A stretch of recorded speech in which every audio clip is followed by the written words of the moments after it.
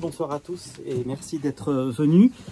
Alors je vais vous parler de Pierre Gripari et plus exactement de l'écrivain évidemment et de l'écrivain pessimiste qu'il faut lire. Je vous expliquerai ce qu'il voulait dire par pessimiste joyeux, j'ai oublié l'adjectif joyeux, excusez-moi, et pourquoi est-ce qu'il faut lire Pierre Gripari. Alors, qui était Pierre Gripari? Pierre Gripari était un homme qui a consacré toute sa vie à la littérature, mais vraiment toute sa vie. Il a commencé à écrire très tôt, il le dit lui-même dans l'émission de Radioscopie avec Jacques Chancel, qui a été enregistrée le 30 et diffusée le 30 avril 1978 sur France Inter. Il disait qu'il avait commencé à écrire à l'âge de 7 ans, suite à la lecture d'une nouvelle de Prosper Mérimée, qui était Matteo Falcone. Et ensuite, il y a d'autres auteurs qui l'ont inspiré évidemment et d'autres livres que sa mère lui a mis entre les mains puisque sa mère était une grande lectrice et c'est elle qui lui a vraiment donné le goût de la littérature. Je vais y revenir tout à l'heure. Il cite par exemple Cro-Blanc, qu'il a énormément marqué, Les Grandes Espérances de Charles Dickens, etc. Alors, il va écrire beaucoup, énormément, jusqu'à l'âge de 31 ans, dans des carnets, sur des feuilles volantes, etc., sans jamais rien publier et sans jamais rien envoyer au moindre éditeur.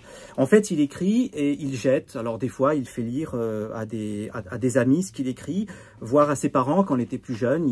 Il écrit des pièces de théâtre qu'il interprète lui-même et puis ses parents, bon, bah, ça ne les intéresse pas.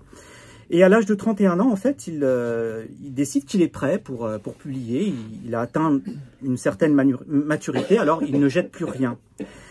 Et je disais aussi que Pierre Gripari n'a jamais cessé d'écrire, et j'en veux pour preuve que à partir du moment où il a commencé à publier avec Pierrot la Lune en 1962, j'y reviendrai tout à l'heure, et en 1963, excusez-moi, 62 c'est sa pièce Lieutenant-Tenant. À partir du moment où il a commencé à écrire et à publier en 1963 jusqu'à sa mort en 91, et bien au-delà puisque 2 livres posthumes seront publiés, le premier en 91, un roman monoméron, et le deuxième un recueil de fables, Fables et Confidences en 1995. Il a écrit en tout 49 livres, soit 16 romans, 141 nouvelles, 36 pièces de théâtre, 3 volumes de contes, des articles, des essais philosophiques, etc. Enfin, il n'a jamais vraiment cessé d'écrire et en plus, il a vraiment touché à tous les genres, j'y reviendrai également. Alors, Pierre Gripari fait partie de ces écrivains dont la vie est indissociable de l'œuvre. Sainte-Beuve, d'ailleurs, au XIXe siècle, disait qu'on ne peut pas séparer l'œuvre de l'écrivain, ce qui a été beaucoup contredit, notamment avec Marcel Proust, hein, qui a écrit son fameux essai contre Sainte-Beuve, et c'est lui qui a emporté, j'allais dire, un peu la mise, puisque aujourd'hui, enfin, pour les étudiants de lettres, ce qui fut mon cas, puisque j'ai étudié les lettres pendant de nombreuses années, on nous disait justement que c'est Proust qui l'emportait et qu'il fallait séparer la vie de l'œuvre. Mais pour Gripari, non, hein, je confirme que sa vie est absolument indissociable de son œuvre, puisque la plus grande partie est biographique, voire même autobiographique. J'en veux pour preuve son premier livre, d'ailleurs, Pierrot la Lune, j'en reparlerai plus en détail tout à l'heure, qui est en réalité une autobiographie ou une sorte de roman de formation, parce qu'il disait lui-même que tout n'était pas vrai, mais que le roman était assez sincère, et que s'il avait mis un peu de fiction, de choses qui n'existaient pas, c'était pour pas que le lecteur s'ennuie. On retrouve en fait, quand on a lu Pierrot la Lune, on retrouve ensuite beaucoup d'autres éléments de sa vie hein, qui sont parsemés par-ci par-là, anamorphosés, fictionnalisés, je ne sais pas si ce terme existe, dans son œuvre de manière générale, et plus particulièrement dans son œuvre romanesque et dans ses nouvelles. Alors, Pierre Gripari reste avant tout un écrivain d'imagination, comme d'ailleurs Marcel Aimé, qu'il considérait comme autre grand écrivain, hein, Marcel Aimé, que Pierre Gripari considérait comme son modèle, il l'appelait d'ailleurs le patron. Pierre Gripari est un écrivain qui s'est aussi inspiré des mythes et des folklores européens, notamment dans ses contes pour enfants. On retrouve des sorcières, la sorcière qui est aussi en réalité, j'y reviendrai, l'image de sa propre mère, hein, et ce sans aucune animosité, des dragons, des géants, des chevaliers, des histoires de princes et de princesses. Il puisait son inspiration aussi, donc comme je disais, dans sa vie et dans les folklores européens, mais aussi à travers ses lectures et son immense culture, puisque comme vous le savez, je sais qu'un certain nombre d'entre vous ont connu, voire même très bien connu ici Pierre Gripari, contrairement à moi qui ne l'ai pas connu.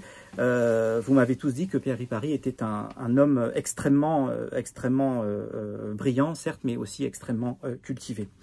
Alors, je le disais, Dickens l'a inspiré, mais pas seulement. Il y a aussi Afanassiev pour les contes. C'est d'ailleurs en lisant Afanassiev qu'il s'intéressera plus particulièrement aux contes, avec les contes de la rue Broca, etc.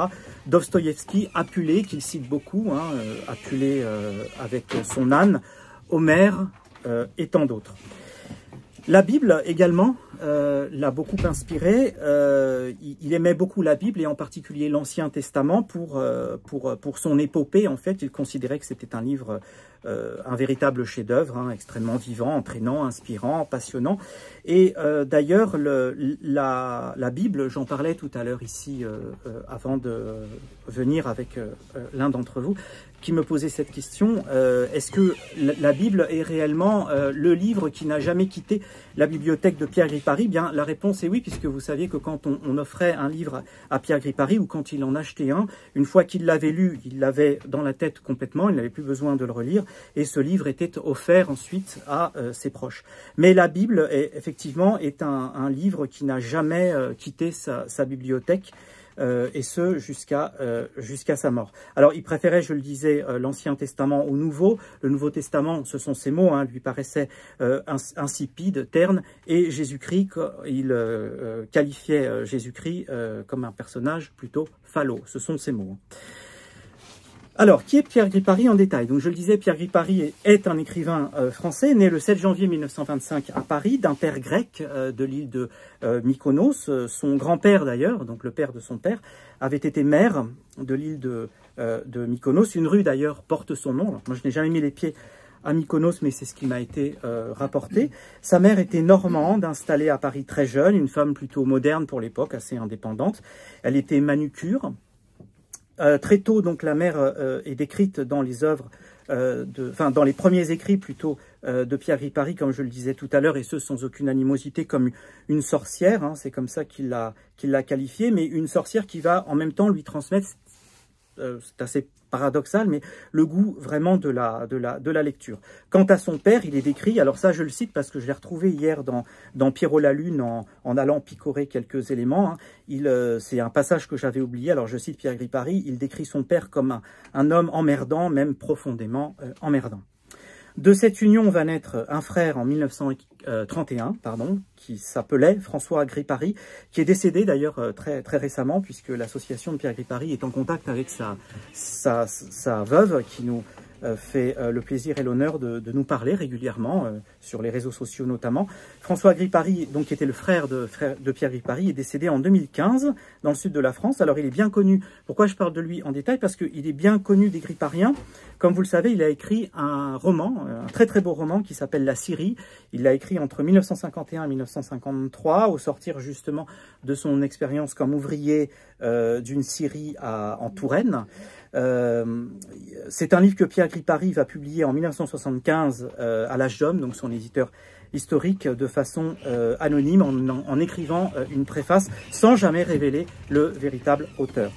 Alors François Gripari va cependant, lui, avoir une vie bien différente de celle de son frère. Hein. Il ne va plus jamais publier de livres, plus jamais écrire d'ailleurs. Sa veuve me dira que ça l'a jamais vraiment intéressé plus que ça. Il fera carrière dans l'aviation civile, puisqu'il sera pilote de ligne, marié, 4 enfants, et il préférera la province à la capitale. Il n'apparaît qu'une fois dans l'œuvre de Pierre Gripari. Son portrait d'enfant est esquissé très rapidement dans Pierrot la Lune, à plus de la moitié du livre d'ailleurs. Et les enfants de Pierre Gripari dans les années 70, étant petits, inspireront, ça aussi c'est la famille Pierre Gripari qui me l'a rapporté, ce sont les propres enfants de François qui inspireront à Pierre Gripari le conte Le Marchand de Fessées, donc il s'amusait à inventer avec eux des fessées qui volent et qui atterrissent comme ça un peu brutalement sur leur derrière, ce qui faisait mourir de rire les enfants. Donc il a inventé ce conte-là qui fera partie ensuite des contes de la Folie Méricourt. Il les a inventés de la même façon qu'il le fit dans les années 60 pour les contes de la rue Broca, publiés en 67 et écrits en 1966, et peaufinés avec les enfants de la fameuse buvette Papa Saïd au 69 de la rue Broca, buvette qui n'existe plus aujourd'hui, mais qui a été remplacée aux dernières nouvelles par un marchand de vin, je crois. Alors, avant d'entrer plus en détail dans dans la biographie et l'œuvre de Pierre Gripari, j'aimerais lire un texte très confidentiel, connu évidemment des Gripariens, qu'il a publié dans un de ses romans qui s'appelle Gueule d'Aminche, publié pour la première fois en 1972 aux éditions Robert Morel et qui sera republié ensuite au début des années 80 chez L'Âge d'Homme. C'est un livre qui a été écrit dans des circonstances particulières, j'y reviendrai plus en détail puisque Pierre Gripari à ce moment-là était vraiment au fond du gouffre, il n'avait plus d'éditeur depuis 1968 puisque ses livres malheureusement ne se vendaient pas. Alors ce texte est en réalité une profession de foi de l'écrivain et il résonne un peu comme un écho à ce pessimisme joyeux dont je vous parlais tout à l'heure, cette philosophie de vie qui le caractérisait et qui s'oppose à un espèce d'optimisme permanent et donc imbécile. L'homme ne vit pas seulement de pain, il vit aussi de rêves, et la fonction fabulatrice est une fonction vitale. Rien d'étrange à cela quand on songe à ce qu'est la condition humaine. Car enfin, qu'est-ce qui nous attend? En tant qu'individu, l'agonie et la mort, et en tant qu'espèce. Que le soleil éclate en supernova ou se réduise en naine blanche, que ce soit par le froid ou le chaud, également l'agonie et la mort. Telles sont nos certitudes. Ah, s'il y avait Dieu! Mais nous en savons trop. Certes, un individu bien doué peut vivre dans le vrai, dans l'absurde, lucidement, en se refusant tous les espoirs trompeurs. Mais le genre humain en est incapable. L'humanité n'a plus la foi, et elle crève d'angoisse. Elle n'est pas faite, la pauvre, pour supporter la simple, la banale, la désolante vérité.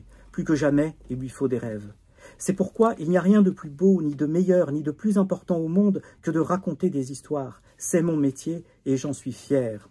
Bien avant Gutenberg et Pasteur, je place au premier rang des bienfaiteurs de l'homme, avec un grand H, les génies inconnus qui ont conçu l'histoire de Podane, de Blanche-Neige ou de Cendrillon. J'ai parlé, autre part, de l'émerveillement, du sentiment de fraternité joyeuse qu'ont éveillé en moi, lorsque j'étais enfant, des livres comme Cro-Blanc ou David Copperfield. J'ai retrouvé cela depuis avec Homère, Tolstoï, Gogol, Kipling, Céline. Ce qu'ils m'ont apporté n'était pas quelque chose d'accessoire, ce n'était pas du luxe ni du superflu. C'est au contraire quelque chose d'essentiel, de vital. J'écris pour être aimé. Excusez-moi, je suis un peu ému parce que c'est très très beau et ça me porte aussi. J'écris pour être aimé longtemps après ma mort, comme j'ai aimé Dickens. J'écris pour faire du bien, comme Jack London m'a fait du bien, à quelques individus que je ne connaîtrai jamais, dont les pensées ne seront pas les miennes, qui vivront dans un monde que je ne puis concevoir. J'écris pour eux pourtant, pour les consoler d'être, pour qu'ils se sentent moins seuls devant leur destinée qui sera comme la nôtre, et même si par ailleurs tout change, de rire et d'espérer, de souffrir et de mourir. Alors, on peut ajouter à cette profession de foi, et pour éclairer davantage la définition de son pessimisme joyeux, que Pierre Gripari se caractérisait comme un, je cite, « un martien observant le monde des hommes avec une curiosité amusée, étranger au monde terrestre ». Il sera fidèle tout au long de sa vie d'ailleurs à ce personnage de martien, puisqu'il a écrit quelques semaines avant de mourir, dans son dernier carnet personnel, que l'association des Amis Pierre Gripari a pu retrouver et acheter il y a quelques semaines à un marchand pour bibliophile. Donc il y a quelques semaines, il a écrit donc dans ce carnet la phrase suivante que j'ai notée, en vieillissant, je me sens de mieux en mieux dans ma peau, mais de plus en plus étranger dans cet univers. Alors, je vous propose maintenant d'entrer plus en avant encore dans la biographie de Pierre Gripari, sans vous compter toute son enfance évidemment, son adolescence et sa vie d'adulte. Pas parce que vous êtes debout et que moi je suis assis, mais parce qu'il l'a admirablement fait dans 2 récits autobiographiques, je le disais, assez sincères, hein, je le cite, je mets ça entre guillemets, comme il le dira, donc où le peu de fiction qu'il a ajouté était pour distraire le lecteur afin qu'il ne s'ennuie pas. Ces 2 récits sont les suivants, donc Pierrot la Lune, qui est ici, qui est son premier livre, publié grâce à l'intervention de Michel Léon en 1962 aux éditions de la Table Ronde. Donc avec son talent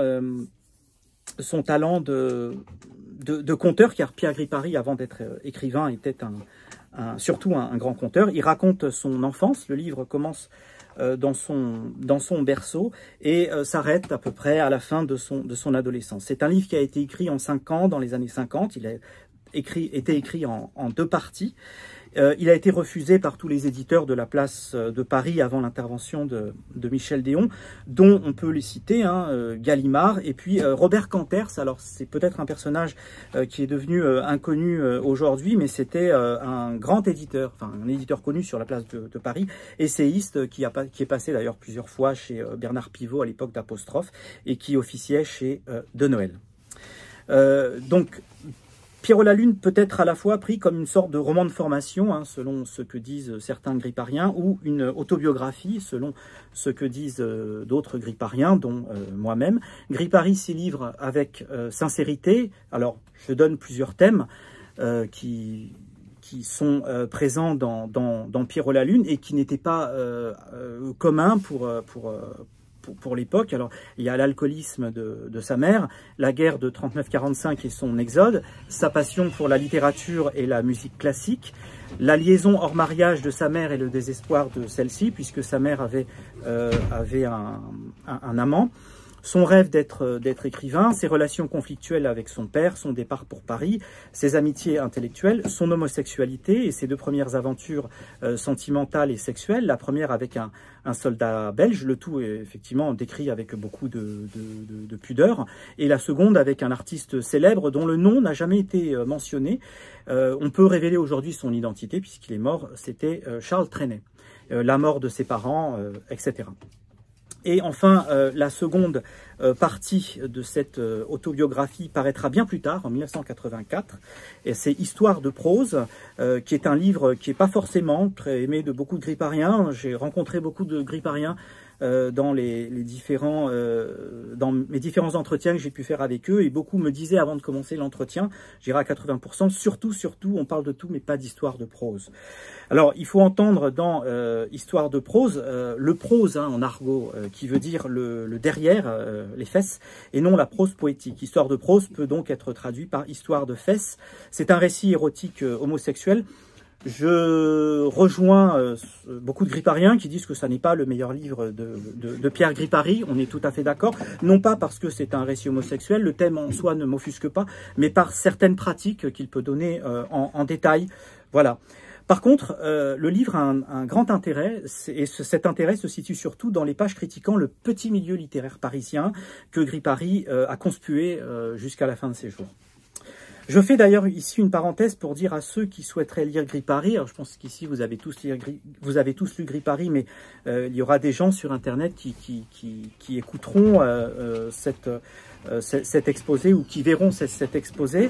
Pour ceux qui n'ont pas lu Pierre Gripari et qui ne sont pas encore rentrés dans l'œuvre, je recommanderais de le faire par Pierrot la Lune, qui est la meilleure porte d'entrée en fait pour pénétrer son œuvre immense, puisqu'une bonne partie des clés de celle-ci sont contenues dans Pierrot la Lune, par exemple donc certains des thèmes récurrents que j'ai évoqués tout à l'heure, et surtout ces thèmes s'enracinent dans cette œuvre pour aller ensuite s'anamorphoser et se disperser dans d'autres de ses livres. Alors les sorcières, par exemple, que l'on trouvera plus tard dans ses contes, les sorcières y sont très présentes sous l'image de sa mère pour Pierrot la Lune, l'intérêt porté aux religions et à la Bible en particulier, son goût pour la philosophie et les idées, son pessimisme joyeux, évidemment.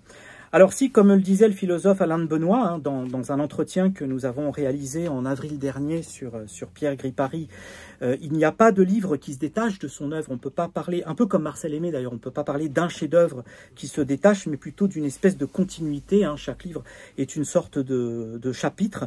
On peut quand même dire que certains livres reviennent souvent dans les conversations gripariennes, et on peut recommander les livres suivants. Alors ce sont aussi les livres que lui recommande en partie dans l'émission qu'il a enregistrée avec Jacques Chancel. Alors Phosphornoloque, qui est un véritable... je disais qu'il n'y avait pas vraiment de chef-d'œuvre, mais si on doit parler d'un chef-d'œuvre, pour moi celui-ci en ferait partie, écrit en 1964 et publié aux éditions de la Table Ronde. La vie, la mort et la résurrection de Socrate-Marie Gripotard en 68, Frère Gaucher ou le voyage en Chine en 75, et Patrouille du Comte en 1982. Alors celui-là, effectivement, Pierre Gripari ne le citait pas puisque l'émission de Chancel était de 78 et le livre n'avait pas encore été écrit. Je reviendrai d'ailleurs sur Patrouille du Comte un peu plus tard dans cet exposé. Alors, pour continuer sur la biographie de Pierre Gripari, et avant de rentrer plus profondément dans son œuvre, voici quelques dates importantes, non exhaustives de la vie de Pierre Gripari. J'en commenterai certaines. Alors, je le disais, 7 janvier 1925, naissance de Pierre Gripari à Paris. C'est important puisque c'est une ville dans laquelle il va vivre, sauf parenthèse provinciale, j'y reviendrai, il va vivre toute sa vie et il va écrire l'ensemble de ses livres. 23 septembre 1931, c'est la naissance de son frère François, qu'il appelle affectueusement affectueusement Fanfan. D'ailleurs, c'est sous ce nom-là qu'il apparaît aussi dans Pierrot la Lune, de mémoire. En 1939, c'est le départ pour la Touraine, puisque sa mère avait un amant et elle a fait acheter à son père une maison en Touraine. Donc il part avec ses parents en Touraine et la guerre éclate et donc il reste coincé en province. En 1941, la mère et son amant se séparent, ce qui la rend très triste et la plonge dans un désespoir, une dépression profonde, et elle se tue en fait à l'alcool. Donc sa mère meurt en 1941 de différentes crises de délirium tremens, alors que lui passe la première partie de son bac de philosophie. En 1943, il rentre en Hippocagne, au lycée Louis-le-Grand, qui n'est pas très loin d'ici, à Paris. Le 7 juin 1944, c'est la mort de son père à Saint-Dié, en Touraine également. Donc Saint-Dié, c'était la ville dans laquelle la mère avait fait acheter au père une maison, puisque donc je le disais, l'amant était installé là-bas. L'autocar du père a été mitraillé en fait par un avion américain. Il y a eu 16 morts, dont le père, une plaque commémorative d'ailleurs, a été installée à Saint-Dié et qui nous remémore cet événement. Alors, c'est la même année, donc il devient orphelin très très jeune et se retrouve avec son frère qui est plus jeune que lui, qui a à peu près, qui est un peu plus de... qui doit avoir 14-15 ans de mémoire. Donc il abandonne ses études pour commencer à travailler, mais il est très content puisque de toute façon, lui veut être écrivain, il ne veut pas devenir professeur, ni philosophe, ni quoi que ce soit, il veut devenir écrivain. Alors c'est là qu'il démarre ses petits boulots, qui vont être essentiellement des petits boulots dans les bureaux, donc on dit aujourd'hui dans le domaine du tertiaire, qu'il fera presque toute sa vie pour, dit-il, la niche et la pâtée. Il démissionne de ses emplois, donc enfin de son dernier emploi de bureau à mi-temps en 1979, lorsqu'enfin il peut vivre de ses droits d'auteur et plus particulièrement de ses droits d'auteur pour les contes publiés chez Grasset Jeunesse, avec évidemment les contes de la rue Broca qui font encore sa notoriété aujourd'hui. Ces contes seront mis au programme d'ailleurs, c'est pour ça qu'il peut vivre aussi de sa plume, puisque ces contes seront mis au programme de l'éducation nationale, alors un peu plus tard en 1981 par Jack Lang, alors ministre de l'éducation nationale, et ça permettra aussi davantage d'accentuer sa renommée. Septembre 46 à septembre 49, il s'engage dans les troupes paraéroportées à Bayonne, chez les militaires. Il en garde d'ailleurs un très très bon souvenir, et il raconte toute cette période aussi, c'est très intéressant, dans le deuxième volume de son autobiographie, Histoire de prose.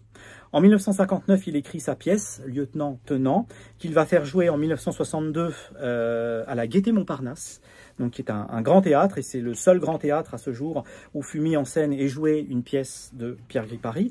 C'est un succès pendant quelques mois, de novembre 62 à mai 62, mais il se brouille rapidement avec le producteur qui trouve la pièce trop brève et en fait lui impose de rajouter une scène. Alors Pierre Gripari ne veut pas et il fait écrire cette scène qu'il rajoute à la pièce. Alors là, Gripari va voir rouge puisqu'il détestait qu'on touche à ces textes. Il va se brouiller et là, les portes des grands théâtres vont se fermer définitivement. En 63, il publie donc Pierrot la Lune grâce à Michel Déon. Alors Michel Déon, à l'époque, n'était pas encore académicien, c'était un essayiste et un romancier qui publiait aux éditions de la Table Ronde. Et en fait, en lisant une critique dans Le Figaro ou Paris Match, je ne sais plus, il est allé voir la pièce Lieutenant Tenant qu'il a beaucoup aimé. Il a demandé à rencontrer ce dramaturge inconnu qui se définissait dans le programme comme un écrivain non publié. Donc il a rencontré Pierre Gripari et voilà, c'est ce qui a permis à Gripari de publier un an plus tard Pierrot la Lune aux éditions de la Table Ronde. Alors on fait un petit bond dans le temps, 67, la publication des contes de la rue Broca qui vont avoir absolument aucun succès donc jusqu'en 1977 et grâce au dévouement d'un libraire, Jean-Pierre Rudin, qui est un monsieur qui est décédé aujourd'hui, qui avait une librairie à Nice, et qui va vraiment se battre pendant une dizaine d'années pour faire connaître les contes de la rue Broca auprès des écoles, des instituteurs, des lecteurs, des enfants, etc. En 68, Pierre Gripari, après avoir publié 5 livres à la Table Ronde, n'a plus d'éditeur puisqu'il ne vend plus, donc on refuse de l'éditer. Il va trouver un éditeur, donc Robert Morel, qui va rapidement faire faillite, qui va éditer 2 livres, donc Gueule d'Aminche et un recueil de nouvelles qui s'appelle L'Arrière-Monde. En 75, il rencontre son éditeur historique Vladimir en 73, qui le publie en 75. Donc c'est là qu'il rentre aux éditions L'Âge d'Homme. Et les éditions L'Âge d'Homme vont absolument publier tout ce que Pierre Gripari va écrire jusqu'au dernier. Donc son livre posthume. Et le premier livre qu'ils vont publier, c'est le Solilès, qui est un recueil de poèmes. Alors j'ai apporté le Solilès et je vais vous lire un poème que j'aime beaucoup, qui est dans le cycle de la solitude, alors qui est aussi un poème, on va dire, autobiographique, et qui nous donne un peu une image peut-être de la relation qu'il avait avec ses parents, ou en tout cas de ce qu'il pensait de ses parents, ou d'avoir des parents de manière générale, puisque je vous rappelle cette phrase quand il est passé à l'émission de Jacques Chancel, quand mes parents sont morts, j'ai fait ouf. Voilà. Donc c'était assez particulier. Alors il en a fait un poème qui s'appelle à mes parents. Mes parents, mes pauvres parents, que vous fûtes mauvais prophètes. M'avez-vous répété, tu nous regretteras, mon fils, plus tard, quand nous serons morts. Eh bien non, mon père et ma mère, dormez en paix, vous ne me manquez pas. Pas une fois depuis 40 ans, je n'ai gémi de votre absence. Mais à chaque minute, au contraire d'une vie cependant besogneuse, je remercie le Dieu absent de ce que je suis resté seul et que vous n'êtes plus de ce monde. Seul, sans rien qui me pèse, seul, sans rien qui me possède. Sans attache, les mains ouvertes, souverains, stériles, orphelin. J'ai refusé de prendre possession du passé par la terre ou la pierre, du futur par la femme et l'enfant. J'ai horreur de la glaise où s'englue la semelle du soulier boueux. Je déteste la maison de maître où s'additionnent, de jour en jour, les petites haines rongeuses.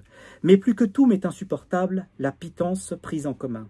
Je hais la table de famille bordée de visages revêches avec son éternel menu, soupe aux sourcils froncés, pain de reproches noirs, ragoût de rancœur recuite, arrosé d'une aigre rancune. Si vous saviez, mes chers parents, comme la vie sans vous peut être simple et bonne. Sans toi, la jeune fille que j'ai refusée pour femme, si tu savais ce que ma chambre peut être accueillante et complice. Sans vous, petits enfants, que j'ai dédaigné d'engendrer, le travail est doux et plaisant, le pain savoureux et solide, l'eau fraîche rit dans mon verre, et les livres, mes vieux amis, me content tout bas leurs merveilles. Alors, c'est à nouveau un poème qui s'inscrit totalement dans sa ligne de vie, sa ligne philosophique du pessimiste joyeux. En 1982, donc on fait un autre bond dans le temps, il passe à Apostrophe, le 12 février exactement, très célèbre émission sur Antenne 2 présentée par Bernard Pivot. Il présente un roman qui n'est pas forcément un roman très important dans sa bibliographie, qui est Moi, Mitounet Joly. Alors c'est un tout petit début de la reconnaissance, puisque la presse ne parlait absolument pas de lui, enfin disons la presse généraliste, de son existence en tant qu'écrivain. Et contrairement à d'autres écrivains, bizarrement, qui eux n'étaient pas forcément d'ailleurs des écrivains bien pensants, de gauche, etc. Je pense par exemple à Michel Tournier, Geneviève Dorman plus particulièrement, qui elle n'était pas forcément bien pensante et qui a été invitée plusieurs fois à Apostrophe. Pierre Gripari, lui, ne fera qu'une seule apparition en fait. Il n'y a pas eu d'autres. Pourtant, il a écrit d'autres livres, mais il n'a plus jamais été invité. Voilà.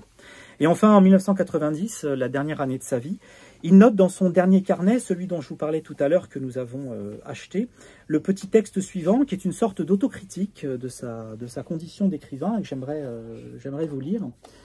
J'ai 65 ans, j'écris valablement depuis 33 ans, et je publie depuis 27 ans, soit 41 volumes écrits à ce jour. Je termine ce mois-ci le 42e, dont 39 publiés. Ce sont d'ailleurs généralement des œuvres courtes, mais je ne compte que celles qui sont intégralement rédigées par moi. L'année 1989 a été plutôt bonne. Les progrès sont très lents, comme toujours, mais constants. Les médias me boudent encore, mais je m'aperçois que je commence à les court-circuiter. Même mes ouvrages destinés aux adultes commencent à se faire connaître malgré le silence de la presse, de la télévision. La radio, elle, s'ouvre un peu. En même temps, la machine se détériore, je deviens paresseux, je me fatigue vite. Un simple apéritif me détériore les boyaux pour 8 jours. L'ouïe baisse notablement et, malheureusement, la vie. Mes dernières productions, cependant, sont bonnes.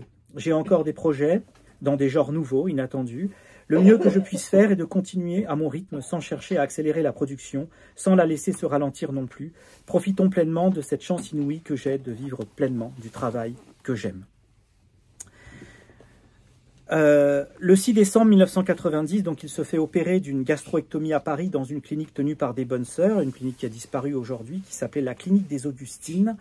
Et malheureusement, il y a des complications suite à cette opération. Il a une septicémie et il est transporté le 17 décembre à l'hôpital Saint-Joseph à Paris, où il meurt dans le coma le 23 décembre 1990. Et son corps est incinéré le 4 janvier 1991, donc il y a tout juste 33 ans aujourd'hui, au cimetière du Père-Lachaise.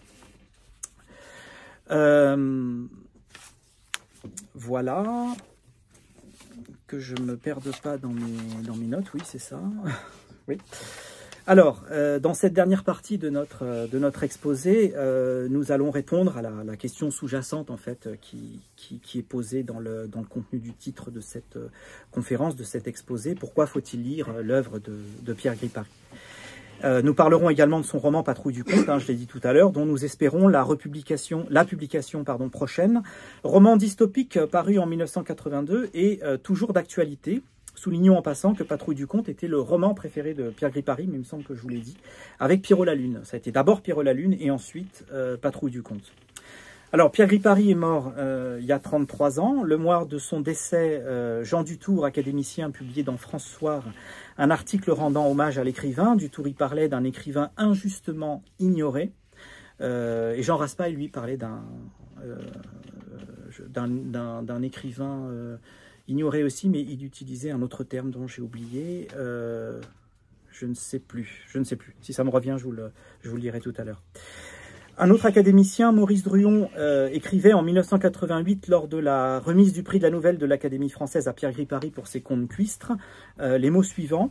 Un homme d'avenir, donc en parlant de Pierre Gripari, un homme d'avenir, une œuvre profonde et originale, l'écrivain le plus méconnu de notre temps. Donc ce qu'on peut constater, c'est que tous se rejoignent à reconnaître l'œuvre de Gripari comme une œuvre profonde, originale, intelligente, comme un écrivain de génie, mais malheureusement absolument méconnu, et c'est malheureusement encore toujours le cas, et peut-être de plus en plus. Alors si l'on regarde en ces premiers jours justement de l'année 2024 les choses de façon plus clinique, voire peut-être plus cynique, on peut dire malheureusement que l'œuvre de Pierre Gripari, celle pour adultes, et qui constitue en réalité 90% de son œuvre, puisque Pierre Gripari n'est pas qu'un auteur pour enfants, son œuvre est malheureusement bien oubliée et, chose encore plus grave, elle est même plus éditée aujourd'hui depuis la mort de son éditeur Vladimir dans un accident de voiture en 2011 et la fermeture de sa librairie historique rue Férou, que je n'ai pas connue personnellement, mais dont beaucoup d'entre vous m'ont parlé, qui était une librairie située place Saint-Sulpice à Paris, juste à côté de la place Saint-Sulpice. La fille de Vladimir n'a pas souhaité reprendre le travail littéraire laissé par son père. Voilà. Elle avait d'autres centres d'intérêt.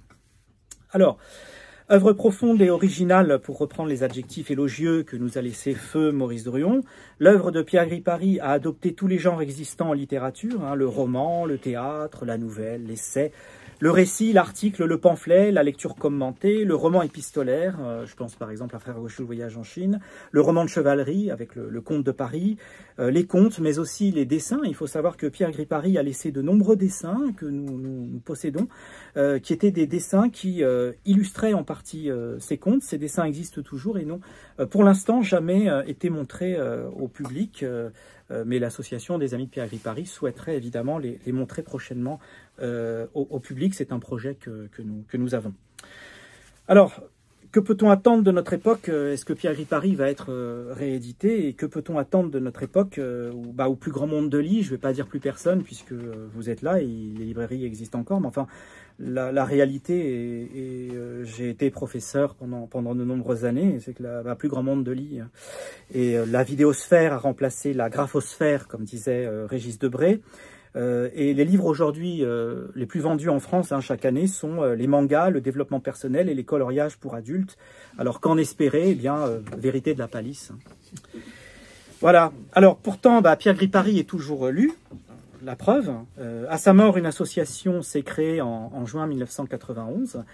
Elle existe encore et contribue humblement à faire vivre son œuvre et à rappeler que Pierre Gripari est toujours, pour reprendre les mots de Jean Dutour, injustement ignoré.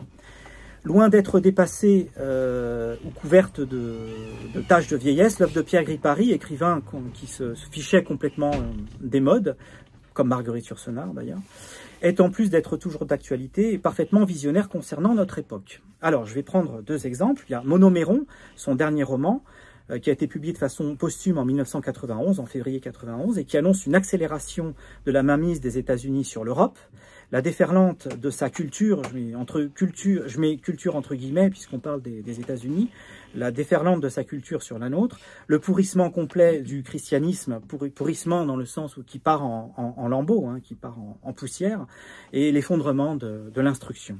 Donc tout ça est raconté dans Monoméron. Monoméron, c'est aussi le seul roman où Pierre Gripari se met en scène, hein, dans une fiction complète et décalée, et où il met d'ailleurs en scène aussi sa propre mort sous les roues d'une voiture en sortant de chez Dany. Dany, c'était le bistrot ouvrier en bas de chez lui, qui n'existe plus malheureusement, qui a été remplacé par un bistrot bobo. Et Pierre Gripari déjeunait là tous les midis avec les ouvriers et les artisans du quartier. Alors, drôle de résonance, hein, quand on connaît la suite tragique, malheureusement, de la vie de Pierre Gripari. Il avait aussi prévu quelque part sa propre mort. Mais son livre le plus visionnaire, pour ne pas dire prophétique, est Patrouille du Comte, qui est un livre, voilà, alors ça c'est la première édition, hein, 1982 chez L'Âge d'Homme, qui malheureusement n'est plus édité. Alors c'est un livre qui a été écrit en 1981 et qui a une histoire particulière. Donc il a été écrit en 81, publié en 82 chez L'Âge d'Homme. Il va avoir un petit succès puisqu'il sera aussi édité en poche chez Presse Pocket. Et on sait que pour qu'un livre soit édité en poche, il faut que le livre se vende. Donc le livre, je pense, a eu un petit succès à l'époque, même si malheureusement il est assez oublié aujourd'hui. Alors, comment lui est venue cette idée de l'écriture de ce livre? C'est assez intéressant. C'est l'écrivain Alain Pocard qui me l'a raconté dans un entretien. L'idée de ce livre lui est venue 10 ans avant, hein, 10 ans plus tôt, donc au début des années 70, lorsque un éditeur lui demanda de réécrire totalement un roman pour enfants que Pierre Gripari venait lui présenter, un roman qu'il a publié depuis, qui s'appelle Histoire du prince Pipeau. Cet éditeur-là, dont nous tairons le nom, disait que les rois et les reines, c'était réactionnaire, que les princes et les princesses, c'est complètement suranné, dépassé, etc. Alors, Pierre Gripari, naturellement, a complètement refusé et allait se faire éditer ailleurs, et le livre, bien sûr, est paru depuis chez Grasset Jeunesse, où on peut encore le trouver. Alors, il s'est inspiré de ça, et puis sans doute un peu de la censure soviétique, hein, puisque Pierre Gripari avait été, c'est lui qui le dit, même stalinien au début des années 50, et puis avant de s'en défaire après le rapport Khrouchtchev ça doit être 56 si ma mémoire est bonne.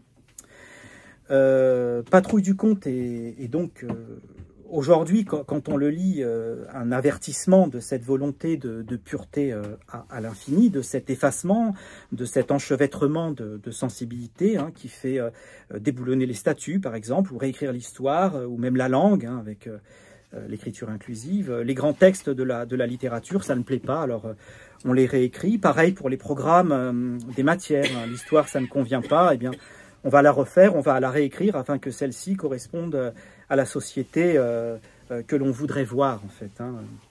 Alors, dans Patrouille du Comte, ce sont les enfants qui sont chargés de purifier eux-mêmes les contes, et le livre commence ainsi. Votre patrouille, dit le capitaine, a été spécialement créée à la demande expresse du nouveau ministère du Conte et de l'Environnement culturel. Votre tâche, ou plutôt notre tâche à tous, est de moraliser, de démocratiser les contes pour enfants en les purgeant de tout ce qu'ils peuvent contenir de nuisible au point de vue moral, social et idéologique. Vous me suivez? Silence. Je vais essayer de me faire comprendre. Voyons, toi, comment t'appelles-tu? Grand Cric, mon capitaine, ou Pic le Grand, si vous aimez mieux. Peu importe, eh bien, Grand Pic ou Pic le Grand, cite-moi un conte ou deux parmi ceux que tu connais. Je ne sais pas, moi, Podane, Barbe Bleue. Le capitaine rit doucement. Pas de chance, tu me cites justement les deux qui ne sont pas de votre ressort. Podane à cause de son début, qui n'est pas de votre âge, et Barbe Bleue parce qu'il touche au problème du couple. Mais enfin, il ne s'agit que de prendre un exemple. Eh bien, un Grand Pic, trouves-tu normal qu'un homme marié, comme Barbe Bleue, interdise à sa femme d'ouvrir une porte dans sa propre maison, une porte dont elle possède la clé? Non, mon capitaine, c'est contraire au principe de l'égalité des sexes. Bien, et trouves-tu normal qu'il essaie de la tuer pour lui avoir désobéi? Non plus, mon capitaine, c'est une atteinte aux droits de la personne humaine. Très bien. Approuves-tu d'autre part que les frères de l'épouse, à peine arrivés au château, transpercent le mari sans autre forme de procès? Encore moins, mon capitaine, c'est contraire à la loi, c'est de l'autodéfense, du fascisme. Parfait. Il faut donc corriger le conte de Barbe Bleue, puisque même les personnages réputés positifs s'y rendent coupables d'une injustice flagrante, d'arbitraire et de meurtre. Cela sera fait, bien entendu, mais par des adultes. Vous autres, vous êtes des enfants, et vous n'aurez à rectifier que des contes pour enfants. Et savez-vous pourquoi le ministère a décidé de vous confier cette mission? Dénégation muette. Vous ne le savez pas? Eh bien, je vais vous le dire. Il y a 2 ans, le ministre a décidé de confier à des adultes sélectionnés la tâche de rectifier les comptes de nourrices. Un certain François Rabelais, docteur en médecine et prêtre catholique de gauche, a donc été choisi pour égayer l'histoire du géant Gargantua, conte folklorique français, qui avait pour défaut d'être un peu mélancolique et sombre. Or, qu'est-il arrivé? Sous prétexte d'optimisme, ce prêtre paillard en a fait un tissu d'anecdotes graveleuses, plus immorales les unes que les autres, et d'une obscénité à faire rougir un singe. À l'heure actuelle, nous ne savons plus que faire du nouveau récit. Nous n'osons même pas, vu son caractère scandaleux, le confier à une autre personne. Pour éviter le retour de semblables mésaventures, le ministère a décidé de confier désormais à des enfants la tâche d'assainir les contes pour enfants. Vous, au moins, vous êtes purs. Voilà. Je vous invite à lire ce livre, même si actuellement il est très difficile de le trouver à la vente, car il vous dit en fait comment les événements se terminent. La fin est vraiment...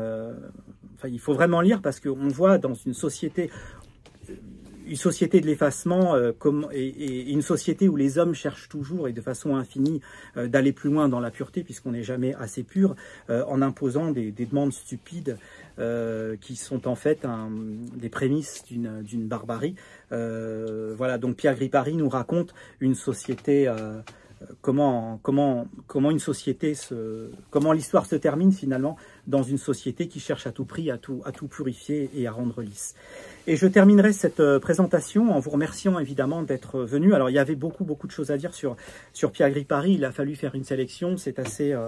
Voilà, ça a été assez difficile. Je serais ravi de répondre à vos questions, si je peux humblement y répondre, d'écouter vos témoignages. Je sais que beaucoup d'entre vous l'ont connu et c'est toujours un plaisir de vous écouter car je n'ai pas connu Pierre Gripari. Je l'ai connu à travers ses contes étant enfant, mais je ne l'ai pas connu personnellement. Mais comme disait Marguerite Yourcenar, on ne peut pas voilà, avoir de regrets quand on n'a pas connu quelque chose. Bon, c'est comme ça, j'aurais aimé, mais c'est comme ça. Merci d'être venu et je vous invite aussi, s'il vous plaît, à faire connaître Pierre Gripari autour de vous, vos enfants, vos petits-enfants, votre famille, vos amis. En attendant, nous le souhaitons de le voir réédité et surtout sorti de l'ombre. Je vous remercie.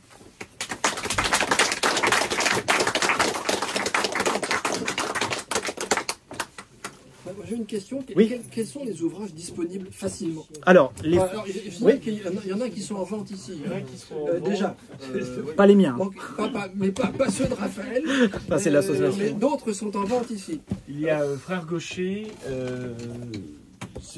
Parabole et Faribole, Je suis un rêve et autres contes exemplaires, les contes de la famille Méricourt, ainsi que les sorcières de la rue Mouffetard, les nouvelles critiques et les pièces enfantines. En sachant que certains sont des occasions comme les nouvelles critiques ou les pièces enfantines et le je suis un rêve. Alors, on peut trouver, pour répondre à votre question, toute sa littérature enfantine, évidemment, qui est toujours éditée chez Grasset Jeunesse et rééditée chaque année, voilà, et qui fait partie maintenant des classiques même de la littérature enfantine, et ça roule tout seul. Alors, les romans pour adultes, on peut trouver encore tout ce qu'il a édité chez La Table Ronde, puisque La Table Ronde existe encore, et édite Pierre Gripari, notamment Phosphorenologue, Pierrot la Lune, etc. Par contre, et là, c'est vraiment l'ensemble de son œuvre. Tout ce qui a édité chez l'Âge d'Homme, c'est terminé, puisque l'Âge d'Homme n'existe plus. Ça n'a pas été repris. Et voilà, donc on est toujours en attente d'une réédition prochaine. Nous l'espérons de Patrouille du Conte, mais par un autre éditeur. Mais en attendant, effectivement, son œuvre est toujours en attente. Sur le plan des droits, comment ça se passe d'ailleurs? En fait, il n'y a pas de... Alors, il n'a pas eu d'enfants, et pour cause. Et il a, par contre, son frère a eu 4 enfants, donc il y en a 3 qui sont encore vivants et qui sont détenteurs des droits des droits d'auteur. Non, c'est pas perdu. Et d'ailleurs, ils sont plutôt assez ouverts à une réédition. C'est simplement que eux sont pas du tout là-dedans. En fait, ce sont des gens, bon, je vais pas parler de leur vie privée, mais qui ont des métiers complètement différents et une vie complètement différente, qui sont pas du tout dans la littérature ou la chose artistique, dirons-nous. Donc, qui sont peut-être assez pas forcément au courant de ce qui peut des démarches à faire ou des choses à faire. Je ne sais pas, j'essaie de me mettre un petit peu à leur place. Et non, ils s'opposent à rien, mais en même temps, il n'y a pas de demande. Voilà, il y a très peu de demandes. Enfin, il y a des demandes de 2 éditeurs en particulier. Alors, comme ça ne s'est pas fait, je ne vais pas en parler davantage, qui sont des éditeurs respectables, qui sont des petits éditeurs, qui ne sont pas non plus des gros éditeurs, mais il n'y a pas de demande pour la famille. Donc, c'est en attente. C'est en purgatoire, voilà ce que disait Jean Raspail, que Pierre Gripari est un écrivain actuellement dans un purgatoire. Donc, l'œuvre est au purgatoire. L'association a quelques dizaines de livres de Pierre. Vous pouvez nous contacter, que nous rachetons autant que possible à des petits prix et que nous vendons à des petits prix. Donc, on a le Comte de Paris, Paris-Montois. On les a quasiment tous. Oui, et voilà, donc. On a quelques exemplaires voilà. pour les personnes intéressées. Qui sont disponibles à des petits prix. Voilà, avec des petits prix, et les bénéfices vont à l'association évidemment des Amis de Pierre Gripari. On ne touche rien. Je ne veux pas si désespéré, c'est qu'à Gibert, moi régulièrement, oui. Je travaille à côté, donc je vois notamment en occasion Rêverie d'un Martien en exil qui avait été réédité à l'âge d'homme, je crois en 2005 ou 2006. 2008, si ma mémoire est bonne. Et puis ça a été édité en livre de poche aussi, ouais, absolument. Ouais. On le voit quand même. Et à la librairie Gallimard, ils ont ce qui avait été repris de la table ronde, Socrate, Marie Guy-Cotard et Très bien. La Lune. Ah bah, en folio. Très bien. La librairie Gallimard du boulevard Raspail. En neuf. Ouais. D'accord, ouais, très bien. C'est une très bonne chose. À ce titre, si vous voyez du Gripari dans des vides-greniers ou chez des brocanteurs ou des bouquinistes, achetez-les, l'association vous les reprendra. Parce qu'on essaie de créer une sorte de petite bibliothèque gripariste et griparienne. Et le but de l'association, évidemment, d'être un lieu de communication.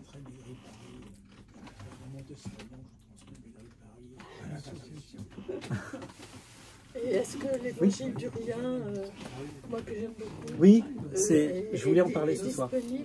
Alors, je voulais en parler ce soir parce que dans l'évangile du rien, il y a son autre profession de foi, qui est une profession de foi philosophique, évidemment, plus que religieuse, où il déclare qu'il accepte totalement la mort, qu'il accepte le néant, etc. Et en plus, il y a différents textes qui sont commentés, qui sont très intéressants, des textes de philosophie grecque, etc. Alors, pour répondre à votre question, malheureusement, ça fait partie des livres qui étaient édités à l'âge d'homme. L'Évangile du rien, ça doit être 1980 ou 81 de mémoire, enfin tout début des années 80, et c'est un livre, c'est un très beau livre, mais malheureusement qui n'est toujours plus édité et qui mériterait d'ailleurs d'être réédité. Et ça a été très difficile de le trouver parce que quand j'ai lu l'intégrale de l'œuvre de Pierre Gripari il y a maintenant 3 ans, il a fallu que je commande en Suisse le livre, où je l'ai trouvé vraiment au fin fond de la Suisse. Il n'y en avait plus de disponible en France. Voilà. Oui. Pour revenir au purgatoire de Gripari, est-ce que le fait qu'il soit assez inclassable, insituable, irrécupérable à certains égards, puisque une certaine droite catholique ne peut pas se revendiquer de Gripari évidemment, il n'est pas un hussard, même bien qu'il ait été publié à la table ronde, il n'est pas un écrivain gay, bien qu'il ait été homosexuel, etc. Enfin, à chaque fois, il y a quelque chose qui cloche et qui empêche que un camp ou un autre s'approprie Gripari. Même si après, il y a des choses, moi je trouve que c'est un grand écrivain héritier, on pourrait dire que Gripari fait la rencontre entre Marcel Aimé et Hoffmann. En oui, absolument. Oui. Mais ce caractère irrécupérable n'aide pas aussi à sa postérité. Oui, d'autant plus qu'il y a quand même un certain nombre on va dire, un peu comme dans la patrouille du comte, c'est-à-dire de gens qui le surveillent. Il ne faut pas oublier que Gripari a beaucoup été publié dans Défense de l'Occident, dans les écrits de Paris, et qui, comme disait, le ciel et la terre passeront, mais le fascisme ne passera pas. Il a un côté sulfureux quand même. Regardez, Rebatté est en bouquin maintenant, enfin, il n'y a pas sa photo de Paris. Il revendique tout le monde de son œuvre. Vous le disiez, mais ça transparaît dans tout ce qu'il écrit. Il ne veut surtout pas... Il disait toujours, je ne veux pas écrire pour un public. J'écris, si je rencontre mon public, je suis très content, mais je ne veux pas écrire pour plaire à certains nombre. Il y a une chose aussi, c'est qu'il a trahi le communisme. Il a été communiste pendant des années d'après-guerre, et puis à un moment donné, dans le milieu du théâtre, ça a été radical. Il n'a jamais été joué, à cause de l'anecdote que raconte Raphaël Le lieutenant-tenant, la Gaîté Montparnasse. Mais aussi parce qu'il a tout de suite été réputé pas du tout compagnon de route, c'est le moins qu'on puisse dire, et écrivant des nouvelles qui se moquaient du communisme. C'est pas qu'il était hostile au communisme en disant c'est pas vrai, c'est pas possible, la théorie ne marche pas et tout ça, c'était qu'ils se foutaient de leur gueule carrément. Et ça, évidemment, c'était impardonnable. Et au théâtre, ça a été très caractéristique. Pour les éditeurs, c'est un petit peu différent quand même, mais enfin, la table ronde l'a publié aussi, parce qu'il n'était pas communiste, justement. À la table ronde, il avait cessé de l'être, parce qu'à la table ronde, c'était un critère important. Il était trop arabe au moment où la table ronde publiait les gens de l'OS. Oui, et Menachem Begin. C'est ça qui est. Oui, mais il faut dire que même dans le petit noyau de la table ronde, il n'était pas complètement intégré. Hein. Il était un petit peu mis de côté, mais ça lui allait. Et puis les gens de la table ronde, il cultivait le côté justement. Mais en même temps, les gens de la table ronde étaient courtois. Oui, et puis Lodenbach était un homme qui pouvait publier des gens qui n'étaient pas d'accord avec lui. C'est ça. Parce que même son poème que tu as récité du Solilès, oui. Tu as certains gars, pour un homme de droite, quelque chose qui peut étonner. Quoi. Oui, oui. Et je pense que Pierre Gripari avait une telle liberté, je pense, en même temps, moi je le répète, je ne l'ai pas connu, je ne l'ai jamais rencontré, je n'ai jamais discuté avec lui, mais qui avait peut-être une telle liberté de penser, il est très difficile de ranger Gripari dans une case, mais en même temps, ce qui est très paradoxal, c'est que même moi, qui n'appartiens à aucun milieu, ni de droite, ni de gauche, ni de quoi que ce soit, on me dit toujours, attention, attention. Parce que ça peut... alors on peut te coller une étiquette, on te met... Alors c'est très étrange, quoi. C'est-à-dire qu'il est à la fois inclassable, mais en même temps, il y a toujours ce côté attention. Voilà. Et puis en même temps, revendiquant quand même son amour de la civilisation européenne, qui revient... Oui, bien sûr. Bien sûr. Oui, absolument. Il est enraciné quand même dans cette civilisation particulièrement. C'est du capitaine Haddock. Ouais. Comment? C'est le sparadrap du capitaine Haddock. Oui, c'est ça. Oui, absolument. Ouais. Donc, bon. Voilà. Raphaël, merci. C'est moi qui vous remercie de m'avoir invité. C'est toujours un plaisir de... Vous pouvez adhérer à l'association. Oui. Raphaël a des formulaires pour adhérer. Et vous pouvez acheter les quelques livres qui sont là également. Voilà. C'est autorisé. Alexandre se fera un plaisir. Merci. De vous indiquer leur prix.